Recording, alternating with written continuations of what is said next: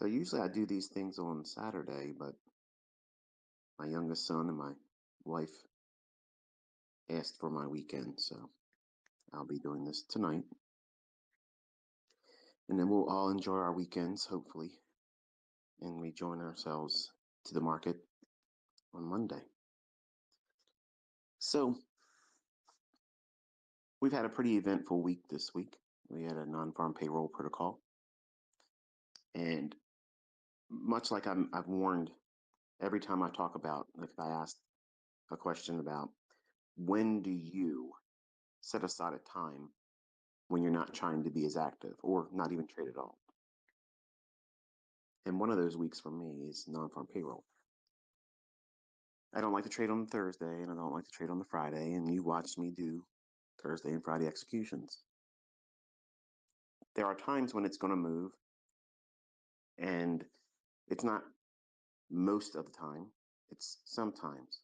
And there's a lot of things going on right now that are causing fluctuations in the marketplace.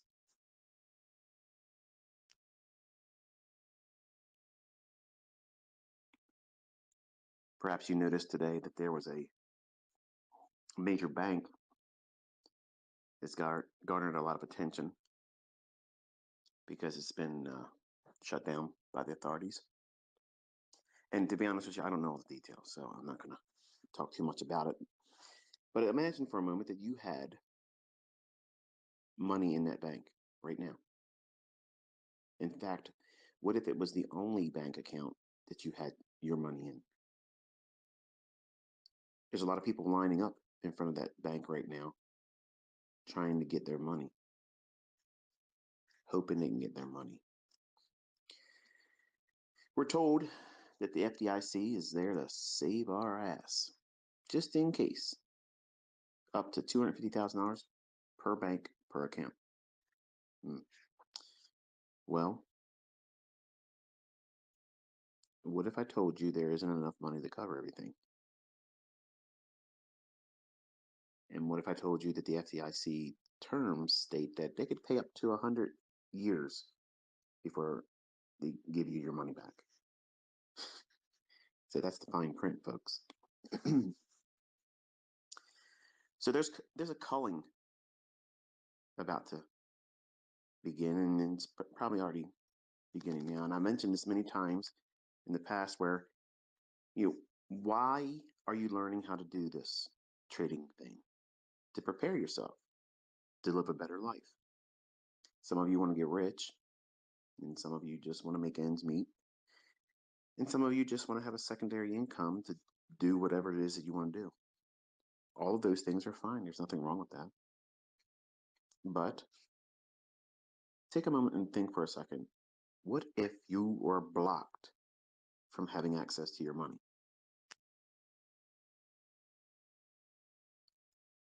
If you couldn't get into the account to get it, the bank doors were closed, the website wouldn't let you in, would you be prepared to handle something like that? What if there was a delay up to weeks or a month or more before you had access to it? Is your house ready for something like that? Now, I'm not trying to scare you. This is actually a good message, but I want you to kind of think about something like that. Because just because we have FDIC insurance supposedly protecting our bank accounts and the deposits, I personally, I don't have a lot of faith in that. In fact, I don't have an answer as an alternative either.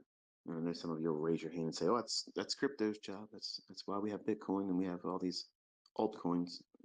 We won't have that problem." That'll be another discussion later in this month. But hopefully you've seen this week, there's a way to potentially harvest a potential secondary income. And that secondary income can be modest. It can be above average. It could replace a job. It could, many times, replace a salary several times over. It matters not what your specific goal is, because your goal is yours. Mine are mine, and everyone else listening to this, they all have their own goals. But you have to prepare while you make money, when you make money.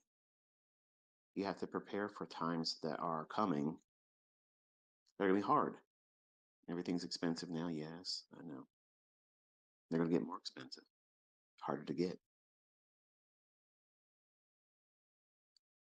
Back in 2008 and 2009, we had the Lehman Brothers and a potential financial meltdown that was averted by the good old taxpayers of the United States. We came in and bailed them out. There's already talk about bailing out this particular bank. Whether that happens or not, I don't know.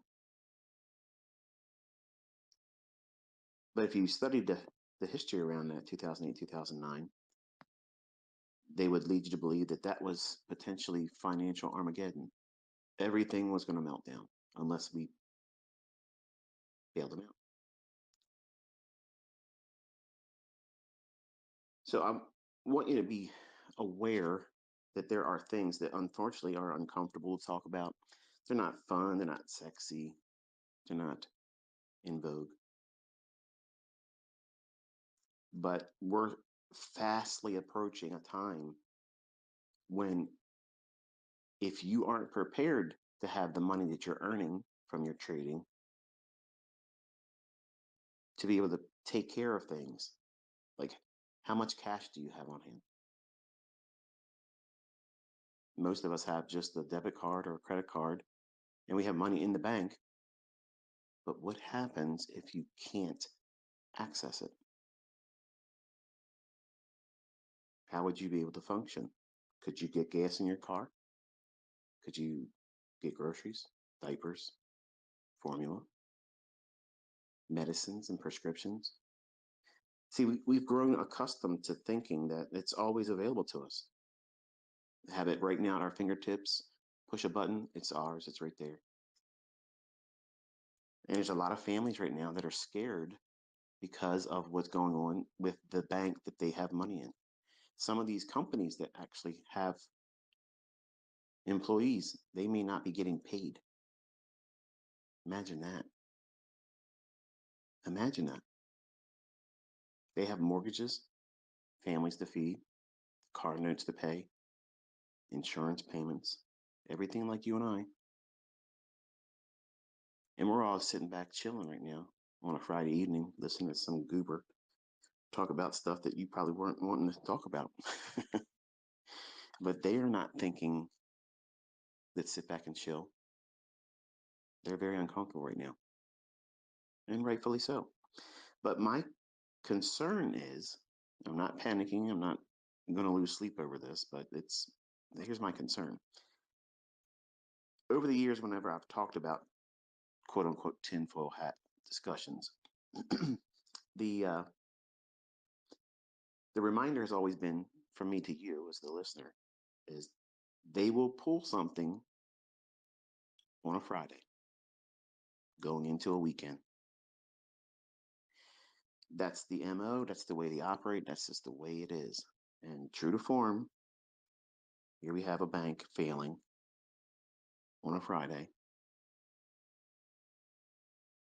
And that's going to be the excuse why the market went down. We were already looking for the lower prices in S&P. That's not the reason why it went down, but it's a perfect excuse for why it does. These markets are going to be changing here over the coming months and maybe 2 years. But more specifically, as we go into the latter portion of this year and in the beginning of next year. And you have to do what you can do to be diligent about learning how to do this now, because the stresses that are coming are going to plague those individuals out there that don't have a game plan. They don't know how to trade. They don't know how to invest. They don't know how to control themselves. They don't know what they're looking for in the charts. And you have been witnessing exactly what we look for and how wonderful it is to be informed. So you may not be trading with live funds yet, but you are informed money. You're just not putting it to task yet, but you are informed. You're seeing things that 99.9% of the people in the world that speculate and trade are unaware of. They're looking at things that have no bearing on price and attributing a religion to it that this is what makes price go up. And these same types of speculators, these same types of traders are going to be culled soon. What does cull mean? A reduction, a collection, a gathering with the purposes of removal.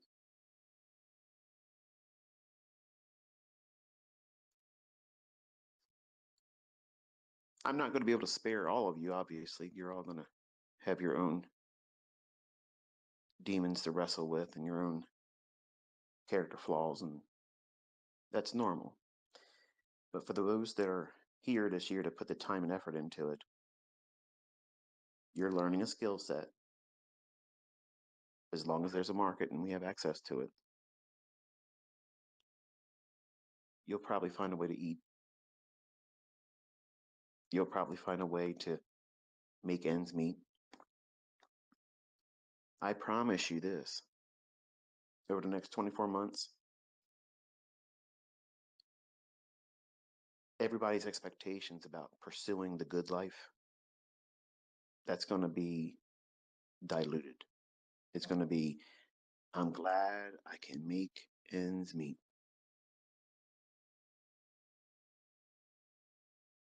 So your job, as much as you hate it right now, you should be thankful you have it. Because that's one income stream that you have. As long as you show up, you get the participation award at the end of the week, paycheck, or every 2 weeks. But you're building a business on the side. The goal is to either duplicate or replace entirely that job's income.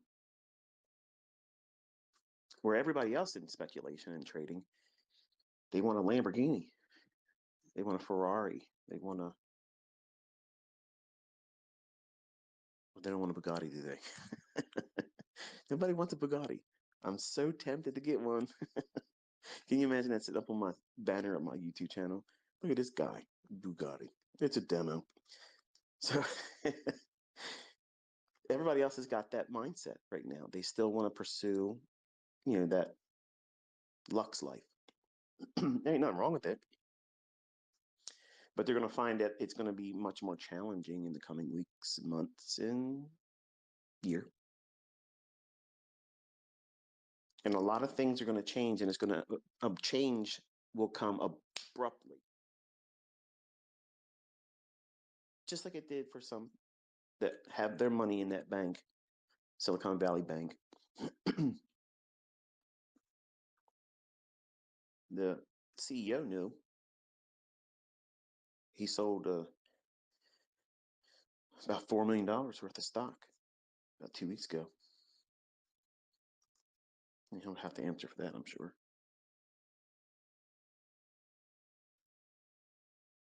But this culling that's coming is going to remove a whole lot of ignorant, unknowing street money in the markets. It's going to be a bloodbath. They're not going to know what to do. They're going to panic, and they're going to heavily bet just to get themselves out of something. And it's going to parlay something worse, and they're going to lose their money. You're learning how not to do that. You're learning on a market that's very difficult right now, but guess what? It still works. It still works. It works both directions. You can be a buyer and a seller in the same day. You can trade without a bias. You can trade with a bias. You're learning very succinct principles, concepts, times of the day when these things should occur. And you're also seeing evidence to know when it's not there. Well, get out of the trade before it turns on you. Stuff that books don't talk about. Things that aren't taught in courses because the average bear doesn't know it. They plow ahead looking for that next setup, that next fill. Give me the buy, give me the sell, give me the stop, give me the target. Don't worry me with all this boring discussion, this psychology stuff. When those candlesticks is a study of psychology, your personal and everyone else trading. You're reading the minds of everybody out there. And you're projecting your hopes and fears into those candlesticks when you're a trader. As a new trader, you're projecting every fear and anxiety it's known to man. It's the end of the world when you're looking at these candlesticks and you're in a live trade. You have no trust, no baseline to feel confident about what it is you're doing. And as a seasoned trader, someone that knows what to look for, has been here before, they're not experiencing their first rodeo. They're familiar with a bull that bucks around and wants to throw them off. That's normal. But a first-time bull rider doesn't feel that way. They're regretting it. They should have kept their rear end on the couch where it was safe to watch it, not being bucked around.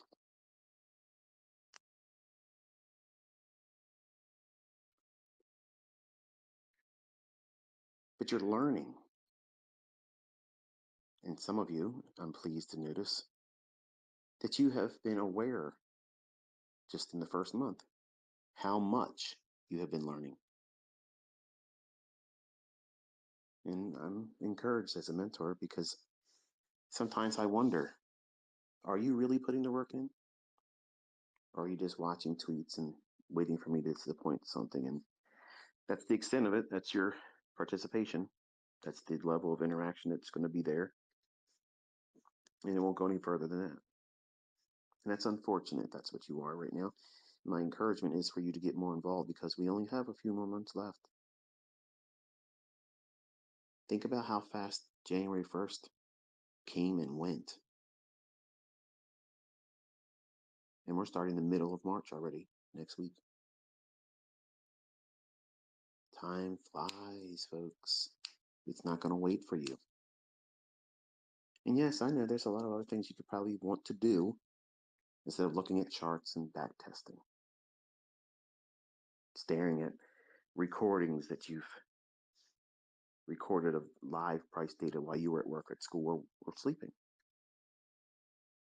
But that feeling of, I wish I could do something else right now, that's easier to satisfy once you have this skill set. Once you have this skill set, your schedule becomes flexible, where it is not flexible right now. You're trying to cram in everything that makes your life feel pleasant, fun, rewarding, because you need it as a distraction right now.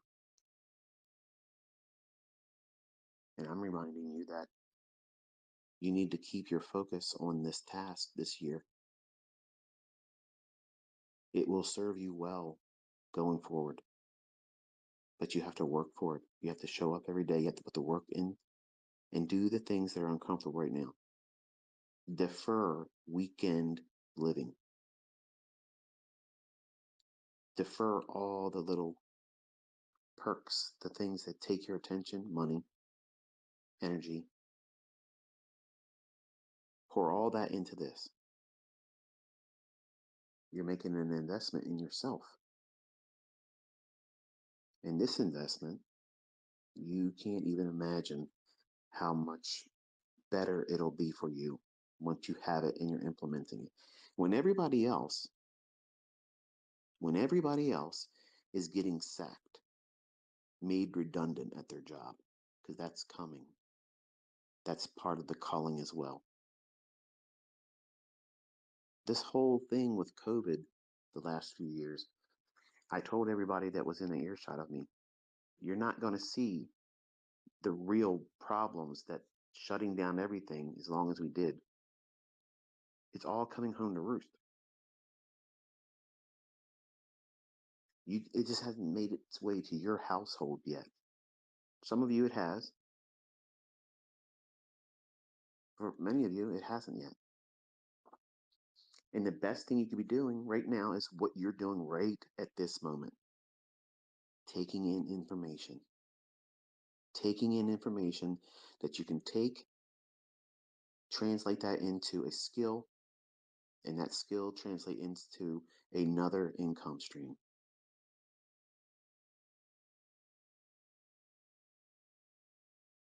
That's insurance. It's insurance that pays you, not that you pay it.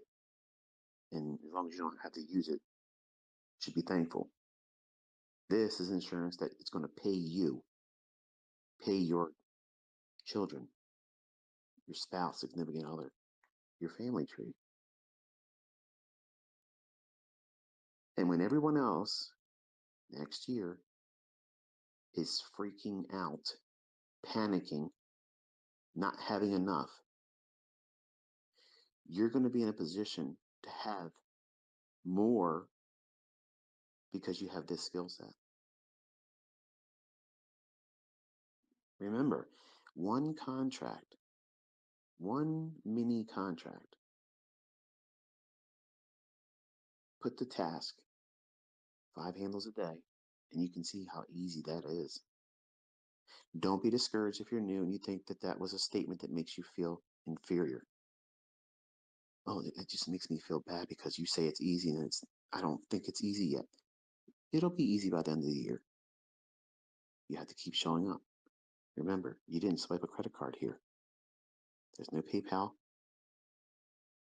no Vimeo, no Cash App, nothing.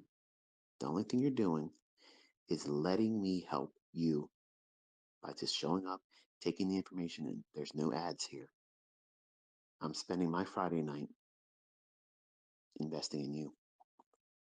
And the worst thing you can do is just listen and view it. You are storing up experience that you can put to work next year when everybody else is feeling like the world's caving in on them.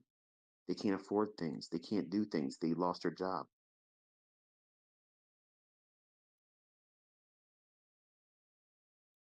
You're going to be in a position where you don't have to feel that way. And if you do lose your job, it's probably going to be one of the best things for you because then you're free to do what? Trade more. See, your mindset's transforming right now. Some of you faster than others. Before understanding how to do this, it would be terrifying for you to lose your job. For some of you, not all of you, but some of you. What would I do if I lost my job? What would I do? What would my family do? How would we make it? We live paycheck to paycheck. I can't afford it. You're learning a skill set and you've done the math already. Just a little bit. Just a little bit of effort over the span of one trading day replaces your job.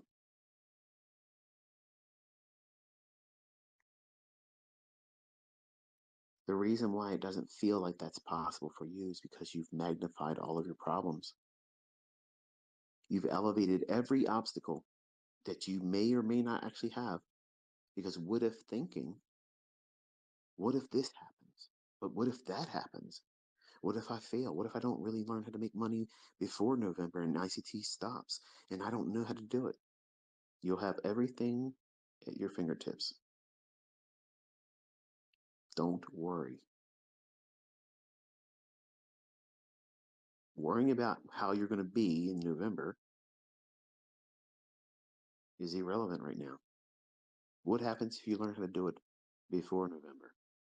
You've worried about nothing that was worth worrying about. Your what if thinking should be, how exciting is it going to be?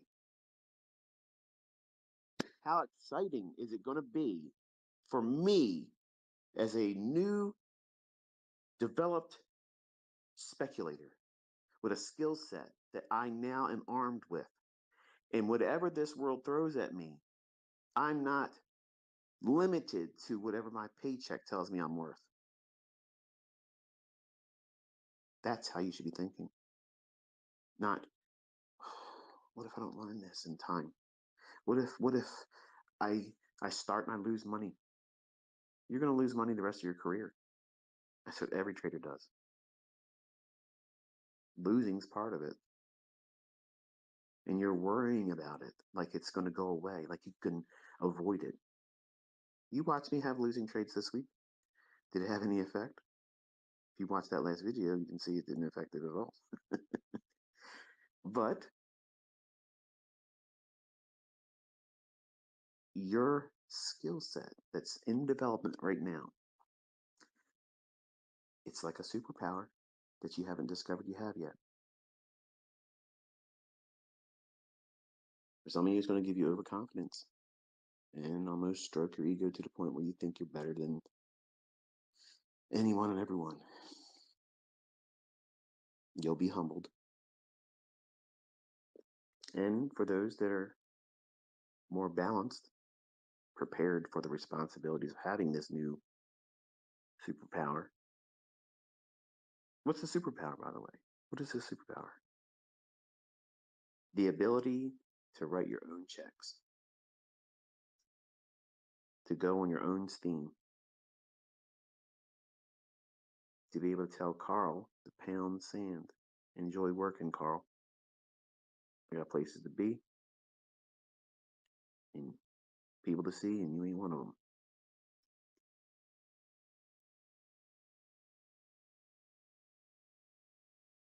So you're going to have a whole lot of things to be thankful for next year. You just don't realize it yet. Your friends and your family right now, probably the ones that told you you're wasting your time, they're going to be very uncomfortable next year. And they may remember that you were doing this. And they may notice that you aren't really living in lack. And they may want to do what you're doing. And you'll probably be in a better position mentally to sit down and help them because you're prepared. Whereas if you were trying to learn how to do it when everything around us is falling apart, when the stress is extremely high, it's very difficult to learn anything in that. So you're all becoming these potential support structures to your friends and family. Once you understand what it is that you're supposed to do, you're a resource. Now, you can choose to live your life not wanting to help anybody else, and it's your prerogative. You can do that. It's not my hope and aim for that for all of you. It's obviously for you to be empowered to not only take care of yourself and your family, but to help anyone else out there that you can raise your hand to help. And you're going to see a whole lot of that opportunity next year, probably before the end of this year.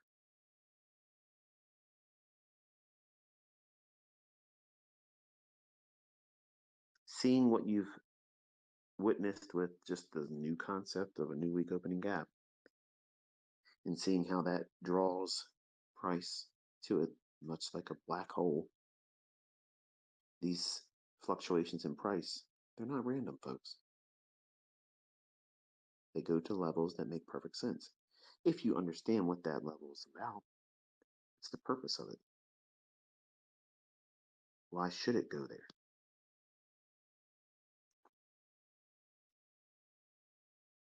It's been very satisfying over the last 2.5 weeks reading the comments where all of you are in your charts and observing how price is reacting to these levels and gyrating to them, drawing into them like a magnet, and how consistently they behave.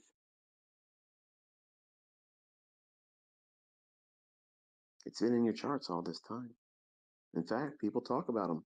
There's gaps. Of course, there's gaps. Of course. ICT didn't invent a gap, but ICT taught you how to use them. It's not just gaps like to get filled. No, it's filled. All right, next. Can't wait till tomorrow. Hope there's another gap. No. I'm using yesterday's gap, last week's gap, 2 weeks ago's gap, so forth. And if you're bearish, you're going to be looking for these to draw price in. If you start looking at how they nest over the course of weeks and months, you can actually start to see the market structure that's been there the whole time. But it's eluded you and everybody else that doesn't know how to do this yet. Like you said. You heard what I said. Go in your charts and you'll see it. How the market works from short-term low, intermediate-term low, long-term low, and vice versa. The market is not random, folks. Yes, yes, indeed. There is an algorithm, and you're seeing it, and it's delivering exactly how it's coded. There's fluctuations in price action on non-farm payroll weeks that are a little squirrely. You've seen me have to navigate, and one of my trades didn't pan out to full profit. It gave me my first target, 38.87, which is what I tweeted when we were in the 4,000s. It dropped down there, and then gave me an indication it was going to go the direction. And you watch me on a fly, just like that, reverse. I remember the first time one of my older students in mentorship, they watched me reverse right on the dime, just boom, spit, there it is, going other direction. And they were like, that was crazy to see that. And you watched it today. That comes with experience, that comes with understanding what you're looking for. But also know this, if it wasn't non-farm payroll, my target would have been hit today. That little box that said lunchtime stop rate, it would have ran right up here. That's why I don't like trading Thursday and Friday of non-farm payroll, because there's too much intervention. There's too much hand in the cookie jar, moving things around. I know what the algorithm is going to do, but I don't know when the human is going to go in there and disrupt it. So you have to be extremely nimble to navigate it if you're going to play it at all, because that is what typically takes place. It's not a erratic amount of buying and selling pressure. That's not what it is at all. The start of the morning, you saw the fair value gap outline and went right up to it. And that was the high of the day.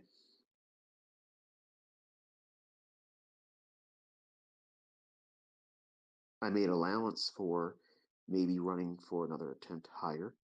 I showed you another chart where if it runs above that, that would be it.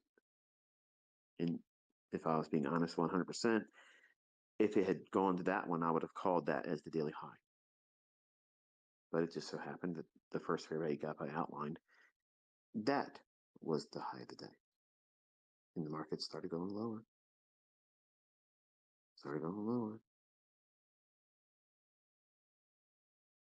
I saw a comment when I was doing the afternoon session trade.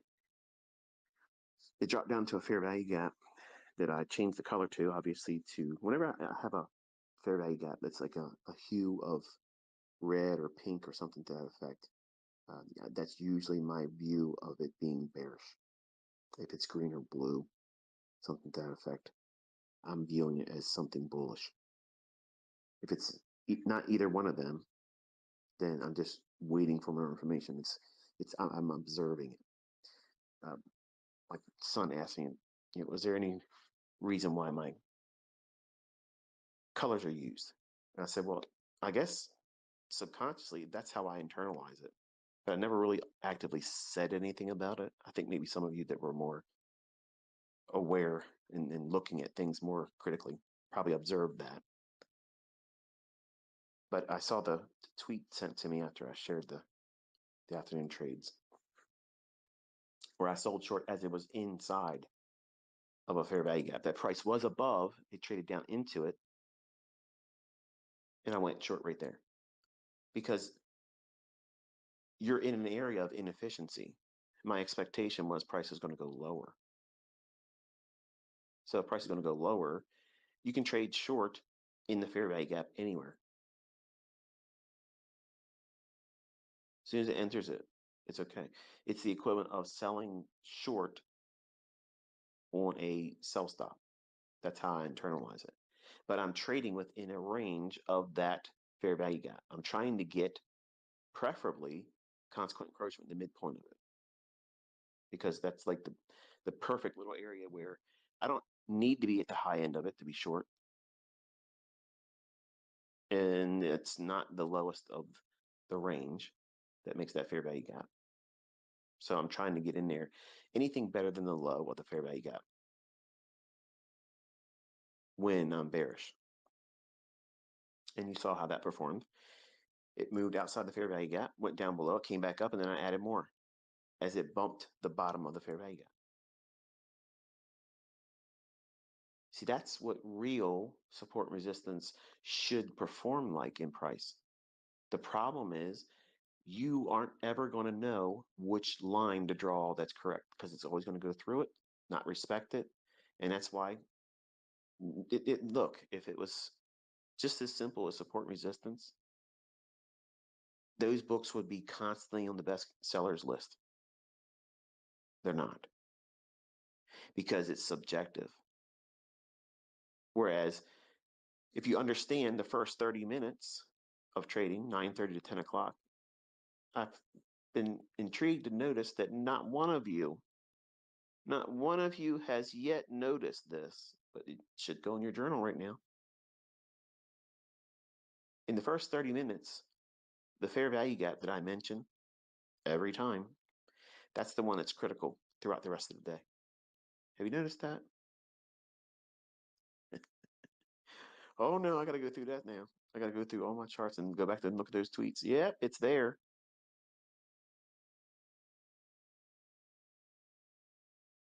You'll learn about that this year. What's the significance in that? You'll learn it just one step at a time. I can give you everything in a big, gigantic blob of information, but it isn't going to help you. You have to have pieces of it shown to you, one piece at a time, and you'll know. Perfect illustration of that is my mentorship students that paid me, and I crammed a decade or so worth of information inside of 1 year, which is that core content that's up on my YouTube channel right now. And people that went through it tapped out early. They couldn't handle it because it takes a lot more effort than they wanted to put in. A lot more things to remember, a lot more things to sort out.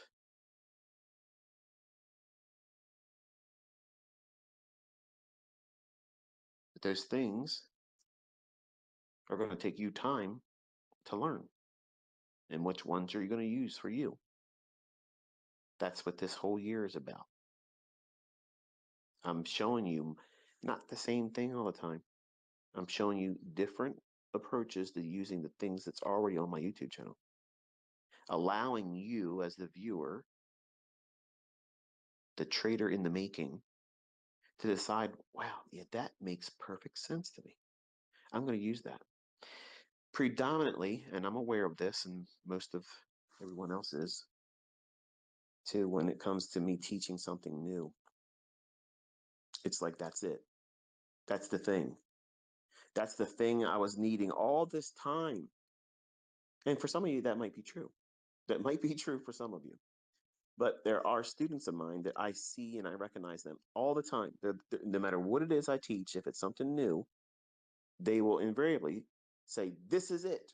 This is the panacea. This is the be all end all. This is the silver bullet. And it's just their excitement about learning something new. See, they are perpetual students like my daughter. My daughter wants to be a college student the rest of her life. I don't understand it. But you shouldn't have that mindset, especially as a student of mine.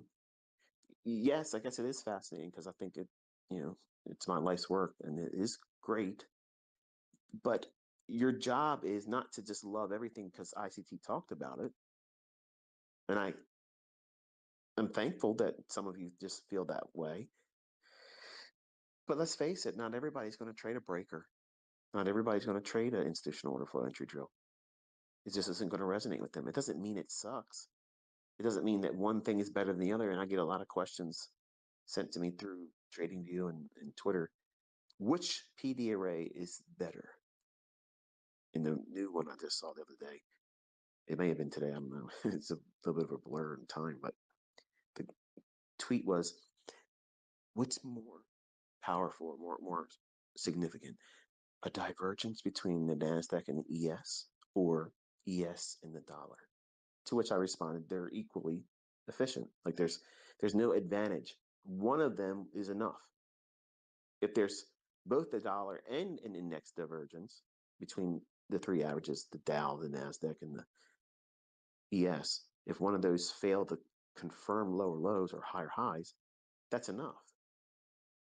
It doesn't matter if one is the Dow that diverges, or if it's the NASDAQ, or if it's the ES.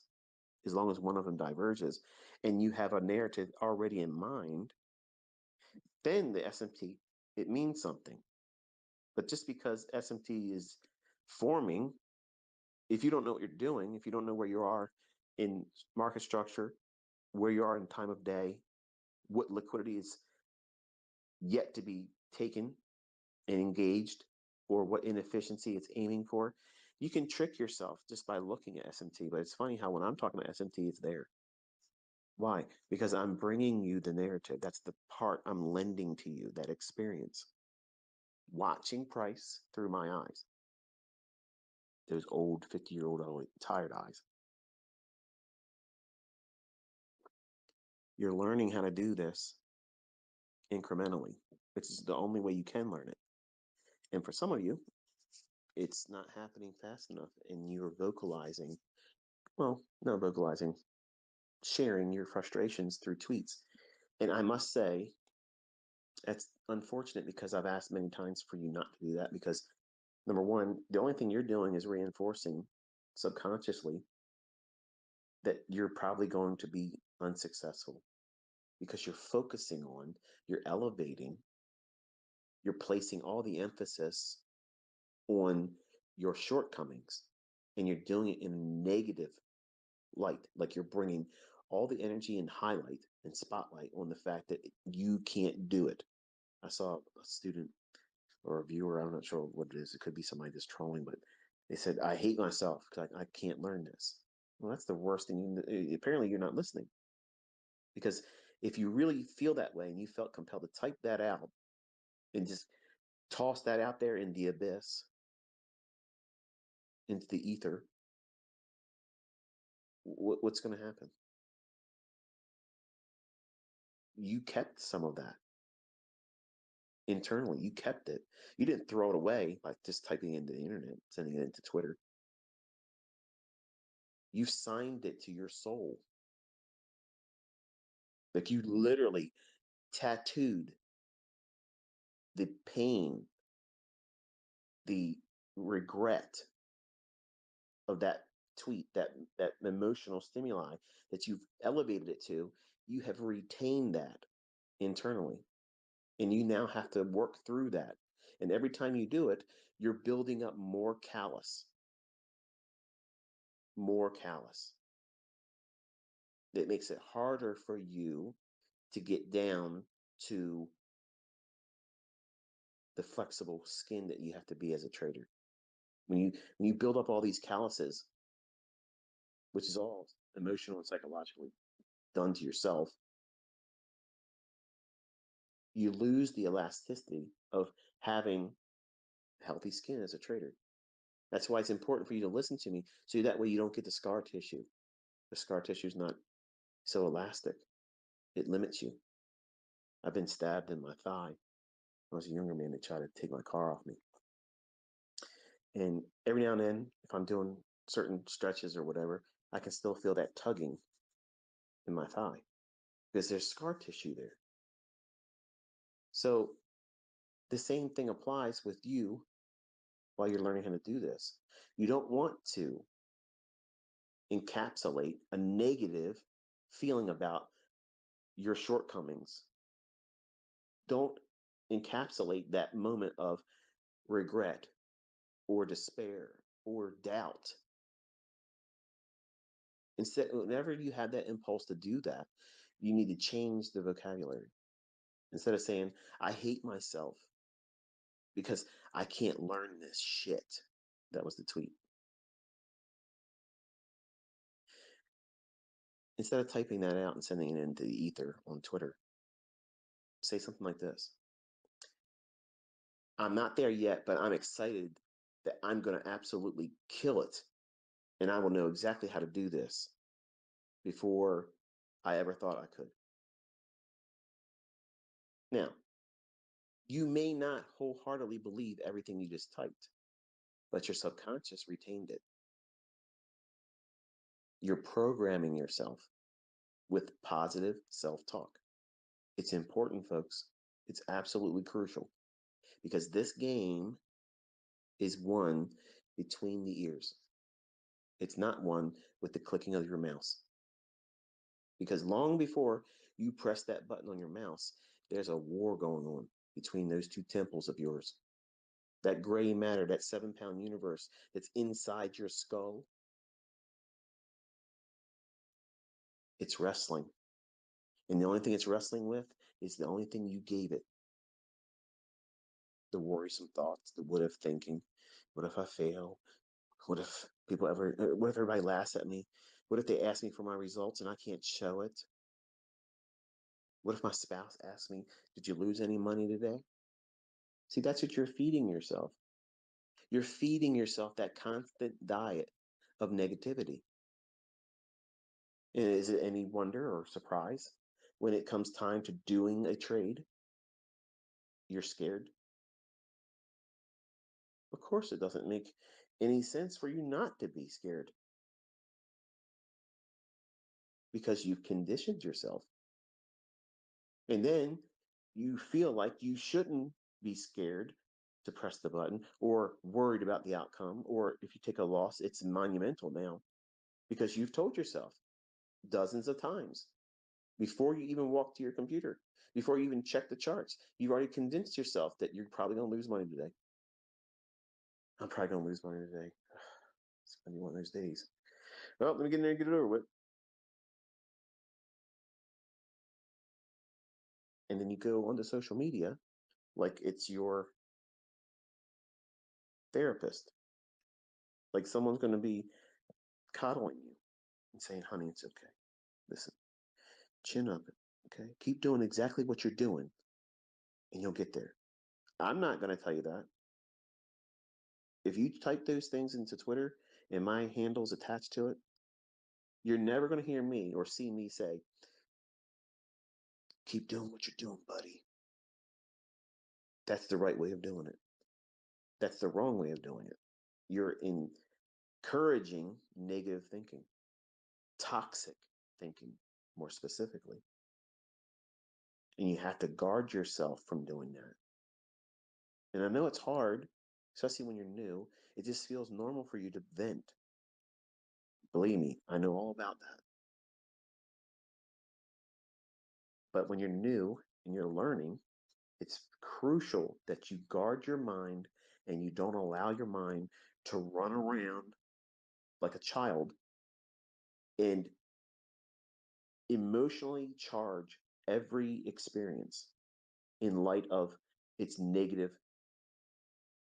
implications on you as a trader or as a person. It's important for you to understand that that is a counterproductive trait that many people do. And unfortunately, it does them in. It prevents them from ever finding success. It prevents them from reaching their highest performance, where they don't have to worry about the outcome. Do you think that major league athletes like baseball players, football players, even golfers, do you think they're up there thinking to themselves right before they swing the bat, before they wait for the quarterback to snatch the ball and send it to whoever's going to be expected to catch it, or when they're up there getting ready to swing that putter? Do you think they're telling themselves, man, I'm about to blow it here. This is going to be the worst thing I've ever done in my entire career, and I'm being televised? Do you think they're doing that? Chances are they're probably not. What are they probably doing at the time? They're focusing on what their conditioning and training has brought them to that very moment. What am I supposed to be focused on? This is the play we're about to do this play. The playbook says, the coach said, this is what we're doing. It doesn't matter what just happened 2 plays ago or last inning or last quarter or whatever, what hole. We're here right now. What's the process? I'm supposed to do this because this is what's happening. So therefore, this is what's been given to me. I have to make a decision. What's my process? What's my experience tell me? I'm leaning on that, not what if thinking. If the quarterback takes the ball, snatches it, and starts thinking, what if I throw the ball to the wrong player? They don't have time. They're not there thinking about that stuff. Major League Baseball players with high batting averages, they're not stepping up to the plate and thinking to themselves, well, I ain't struck out in a while. It's probably a good time to start doing it. That's not what they do. That's not what they do. But some of you, all of us really, in the beginning, as traders, when we're new, we're out there saying, man, I suck. Man, I'm never going to get this stuff. This is really hard. This is way harder than I thought it was. This is just BS. I'm never going to make it. Why am I failing at this? Why won't these order blocks work? Because you're frustrated and it's normal. But you have to replace that with positive self-talk. You are your best cheerleader. You're the only cheerleader that's going to have an impact on you. Yes, that's the truth. Because yes, you can go out there and lie on social media and pretend to be something you're not. Or you can share something you got lucky with and wait for other people to like the comment on it and say, wow, you're the GOAT. And the only thing that's doing is what? It's stroking your ego when you know you're not going to be able to replicate that again. It's just an aberration right now. It just happened. And you know it, but you want to feel good. So you toss it up to the abyss, into the ether on Twitter, on Instagram. So that way someone will see you and they'll pat you on the back. And that's a false sense of security. That's a false sense of security. That's a false sense of accomplishment. So it goes both ways. You shouldn't talk to yourself in a negative light when you don't do well, because your subconscious is so powerful. It's absolutely crucial that you feed it the right things. If you constantly give it negativity, it's going to show up and it's going to present what you fed it. You're going to get in, you're going to get out of it what you put into it. If you're constantly feeding yourself negativity, highly critical of yourself, doubting yourself, when it comes time to do something in trading, in anything, you're going to second guess, you're going to doubt, you're going to procrastinate. And even when you do make a move, you won't be doing it with confidence, because you're going to expect what? What your subconscious already told you is going to happen. You're going to fail. And here you are doing it over and over again, expecting something different to happen. That must be the epiphany ICT is talking about. I'm looking for this thing to happen. You're never going to have it happen when you're doing that. You're going to be consistent at failing, instead of aligning yourself with consistently developing into profitability. And you can't reach profitability if you're constantly feeding yourself negative self-doubting thoughts or highly critical thoughts of yourself, lacing it with, I'm such a screw up. I really blew it this time. I'm never going to get this. This is harder than I thought. This is too hard. Those types of things, your brain is extremely powerful. It does so many computations all day long, you have no idea. But the average person, listen, folks, the average person every single day has at least 300 negative thoughts. Don't believe me? Tomorrow, when you wake up, every time you think of something negative,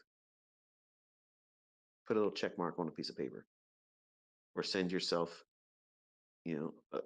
a text message. 1, 2, 3, 4. Keep the count like that. You'll be astonished how fast you start mounting up how many negative thoughts. I didn't believe it either when I first heard it. And I learned it from Lucinda Bassett. She was one of the authors I read when I was dealing with high anxiety and agoraphobia, which is a fear of being around other people, which is all stemming from 9/11 garbage, listening to the television. So I don't have a television that I watch. But these negative thoughts, 300 of them a day. And you wonder why these antidepressant drugs are in style right now. Because you've not learned how to deal with everyday stress. You've not learned correctly how to learn to do things that are very demanding of us as humans. And you're doing something that is extremely difficult. No matter where you come from, whatever walk of life, whatever culture, whatever race, whatever sex you are, it doesn't matter. This is one of the hardest things that you as a human being will ever endeavor to do, because it's so easy to psych yourself out. I'm convinced that 80% of people that fail, they've talked themselves into failure, either subconsciously or blatantly.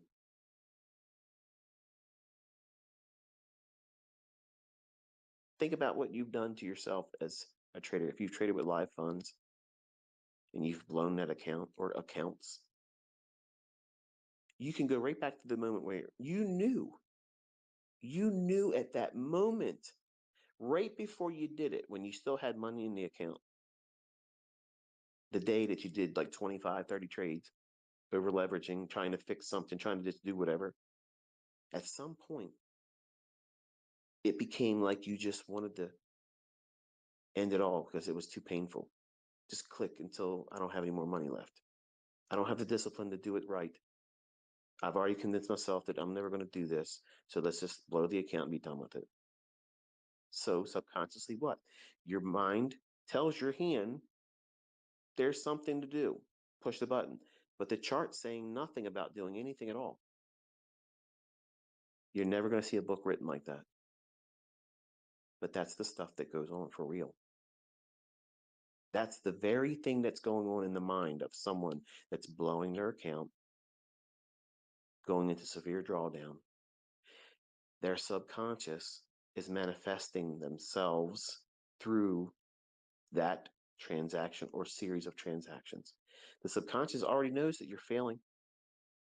So it's doing what? It's doing what you trained it to do. Manifest what you've programmed it to expect from you.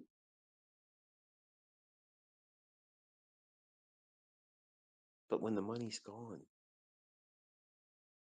and the account's blown, you have this sudden feeling of regret that you didn't have before you were pressing the button. You didn't have any regrets. You were going right in there, pressing and pressing and pressing and pressing because you had a task. You had a goal and you hit it. Well done. What would have happened if you would have conditioned yourself properly, encouraged yourself with positive self-talk, constantly filtering out every negative thought and replacing it with something positive? Oh, I took a loss. That's okay. That one loss isn't going to hurt me. I'm going to stop trading today because I don't want to have any reason to compound that pain and make it harder for me to come out of this drawdown, which is easy for right now. It takes a lot to have that discipline, to remind yourself, oh yeah, something bad just happened. Well, you know what? I'm going to stop here. And before I lose control of myself, I'm going to exercise discipline. I'm going to do the right thing, which is follow the principles, convince myself that this is not the end of the world, and do it in a light that's positive. And then what's going to happen is the next time you go in from the charts, you're not going to be fearful because that last trade that you just took a loss on, it wasn't that big of a deal. You stopped trading because you know that your discipline is required and you did the right thing. You didn't make it worse. And you're not impatient.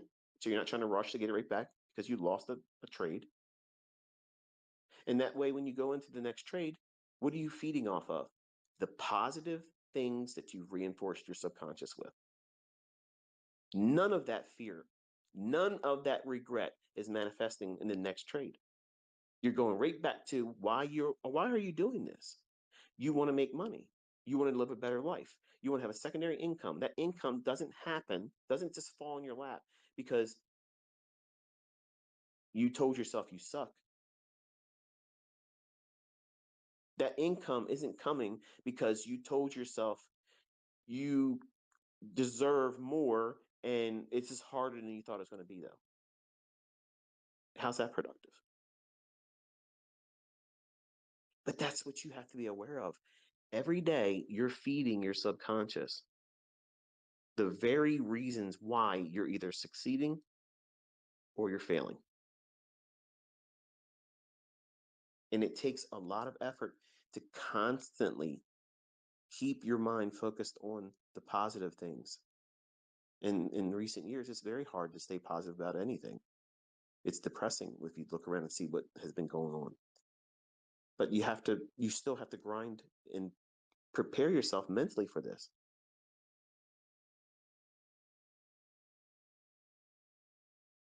No one's going to do it for you. No one's going to sit down and tell you to do these things. I mean, I'm doing it now. Every time I have a Twitter space, I'm basically doing that.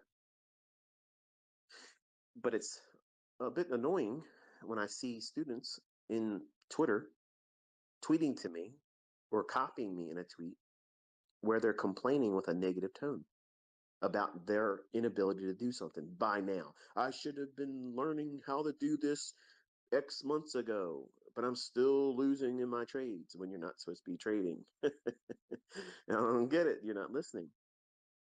It's not going to magically happen for you because you're pressing a button with a live account when you don't know how to trade. I mean, that's like 101 trading. Like it doesn't magically happen just because you're using real money.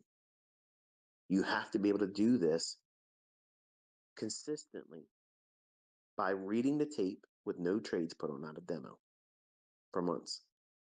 Then do it consistently with paper trades or demo. Consistently. Then you have a decision to make. Are you prepared? How will I know when I'm ready to go into live funds, ICT? How will I know? When you're bored to death,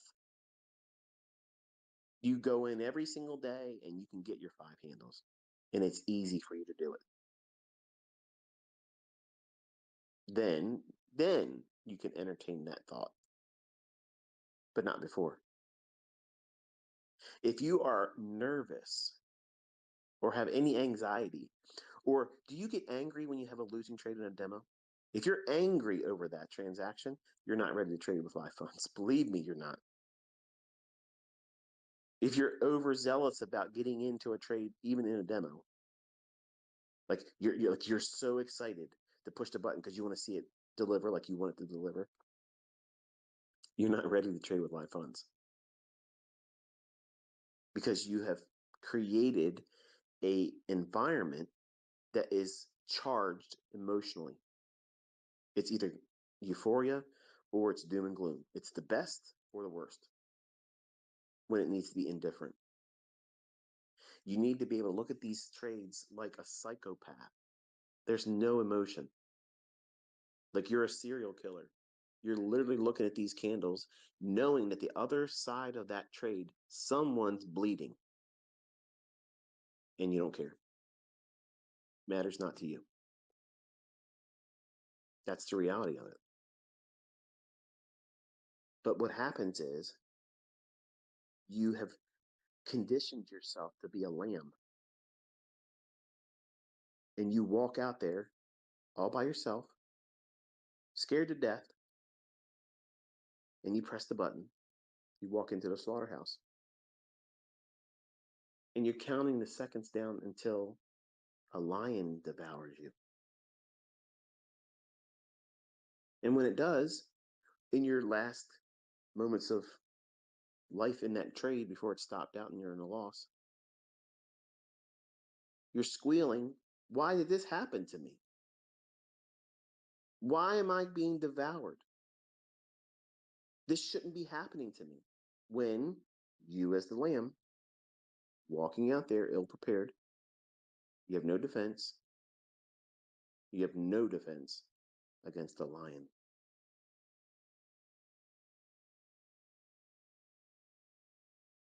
And you're wondering why that happens in your trading. Because you're ill-equipped. You're going into a slaughterhouse every single time you enter these markets. I'm going in it, you're going in it, we're all going in it. But some of us are walking out of there the same way we went in, but we're taking a pound of flesh with us. We're not leaving a pound of flesh or more in there. We know our way in and our way out. We know when the lions are on the prowl and wanting to eat. We don't want to go in there then. But that's exactly what the retail traders want to do. Non-farm payroll, it's got a lot of movement. That's where all the volatility is. That's what we got to do. And I'm really, really working hard not to go off the rails. Twice now, almost went there. Get me to go on the crazy train. All aboard.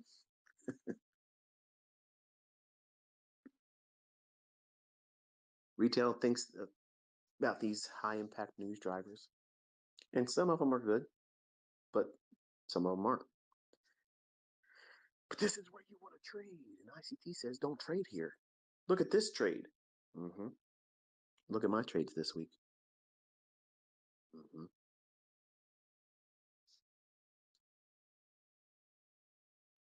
You have to know what you're doing.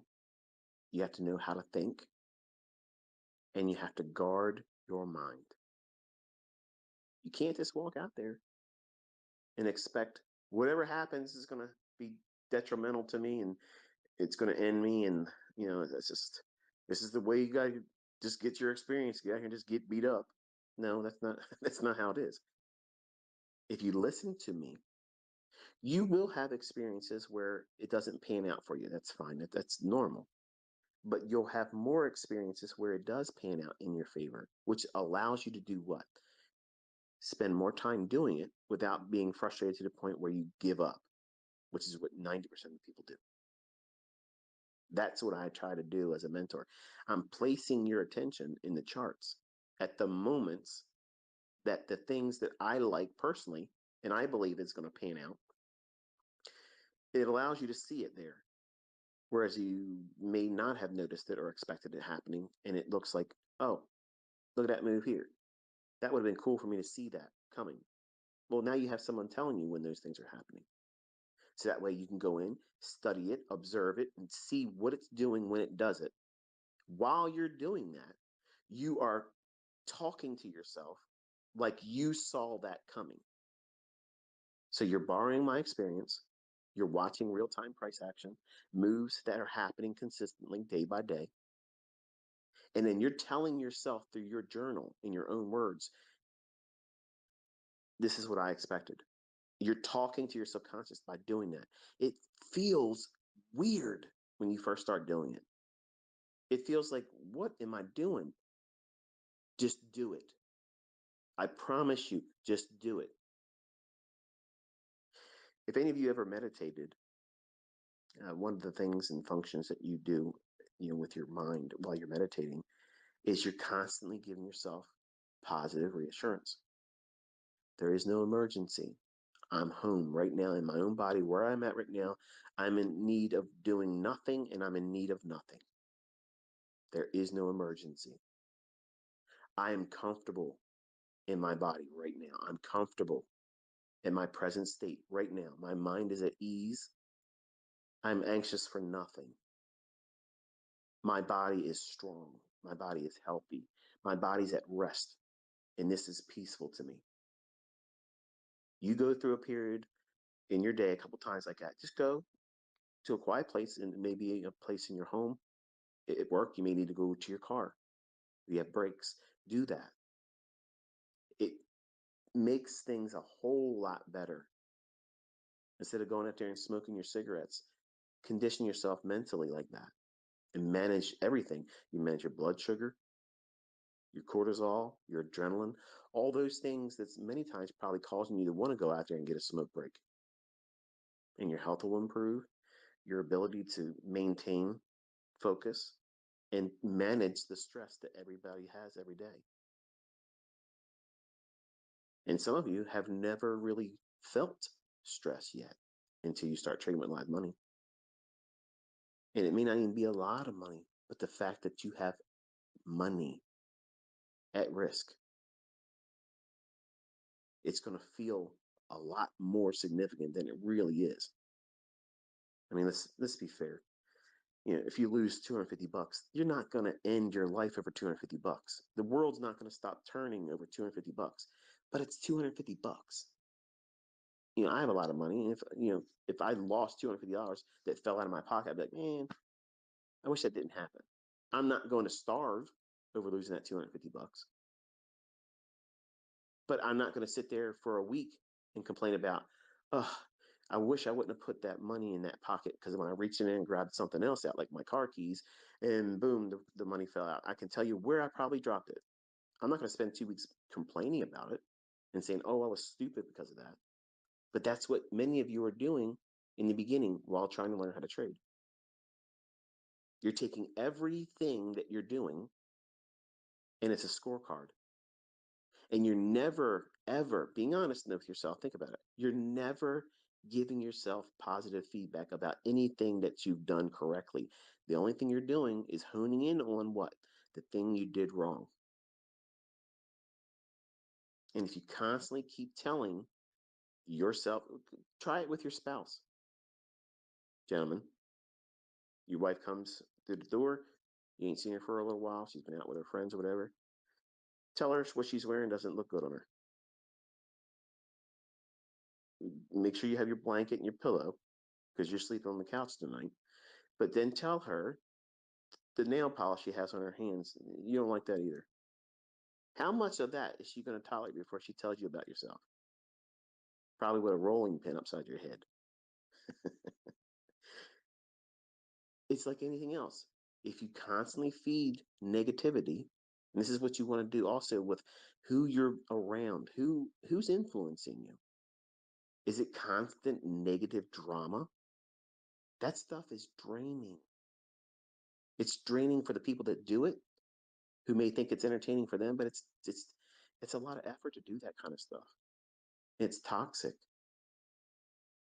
And if that's what you're around, and if that's how you operate as a human being, unless you have different coping mechanisms and skill sets, which is what I'm trying to coach you to do using self-talk that's positive, you're being your best cheerleader.